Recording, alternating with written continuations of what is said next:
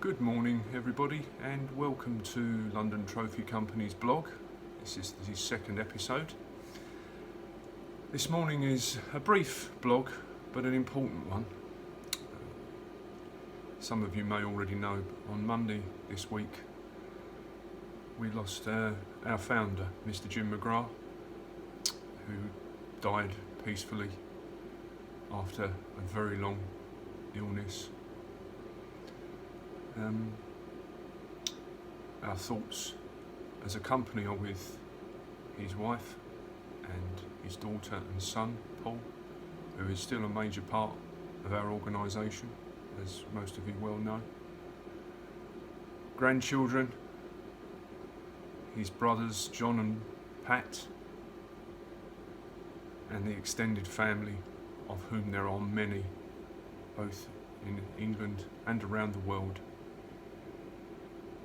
Friends, golf friends, of again, too many to mention. The family would like to thank the customers and friends that have been in touch since Monday. It's great, the messages are greatly received and a great comfort. And we'd like to say thank you for that. It's a difficult time, obviously, for funerals, and the family are dealing with the arrangements. They will be severely limited, obviously, with the current coronavirus lockdown and restriction guidelines.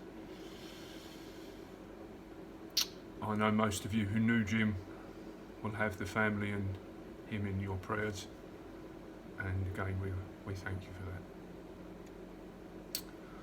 Jim founded London Trophy Company in 1974.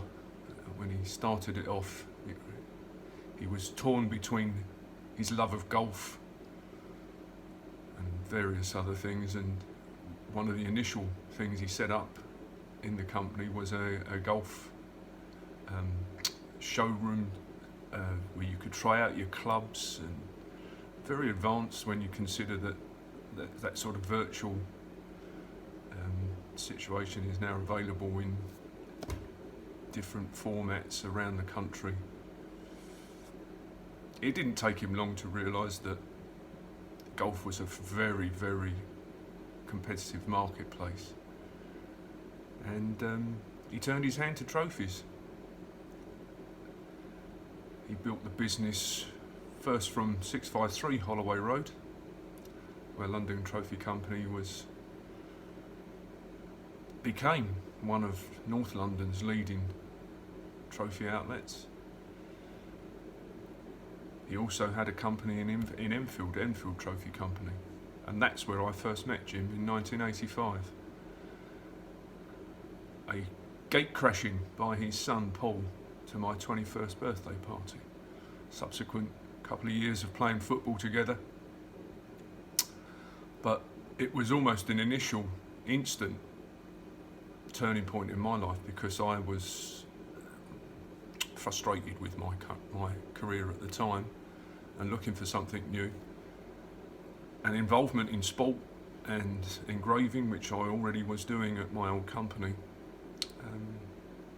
meant I had the opportunity to go to Enfield Trophy Company. It was a great time.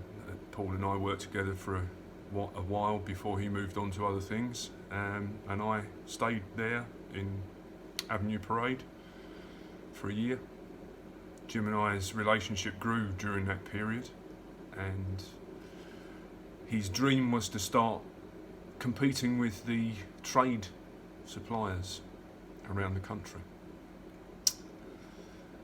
We therefore decided that Enfield Trophy Company was better served in the hands of somebody else, and we sold Avenue Parade to help with the financing of the trade programme over at Holloway Road. I moved to Holloway Road, hooked up with one of the nicest men I ever met, Cyril Pollard, who I still miss greatly,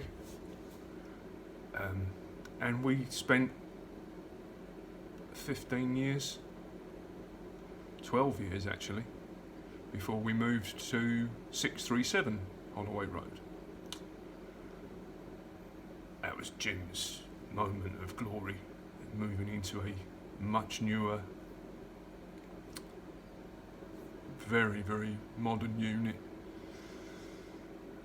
We had a lovely showroom and a downstairs facility that meant that we could put all of the engraving and manufacturing side of the business downstairs and just leave the customers upstairs to look through, browse through our selection.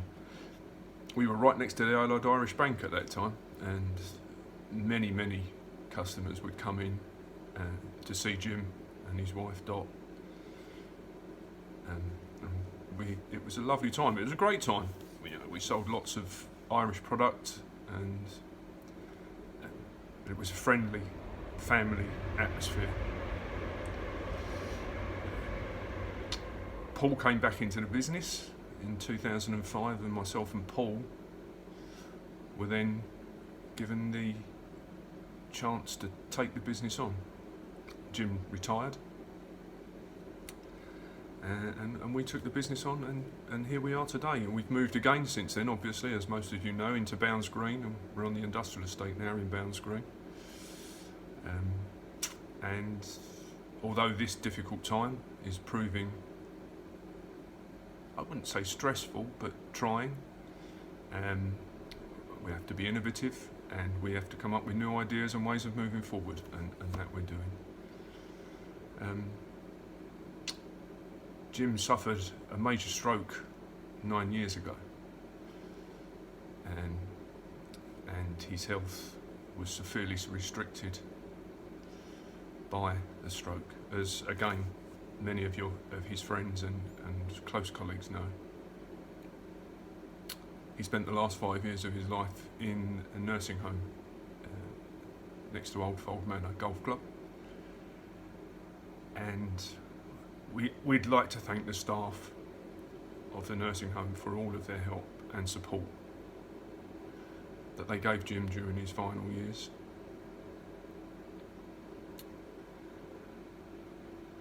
Jim had many visitors at the nursing home: Martin and his brother Pat, and too many again to mention. Ronnie, his old accountant, which I always found was just lovely. So it was just a quick message. We'll post onto the website arrangements for the funeral and that, but like I say, it really is a very difficult situation at the moment with the coronavirus, and numbers obviously are very limited. It's a very close family, but I'd just like to to close the blog by saying a personal thank you to Jim for giving me the opportunity that he did back then, and again, I'll miss him greatly, as I know we all will. So thank you very much, and I'll be in touch soon with continuing blogs. Cheers now, bye bye.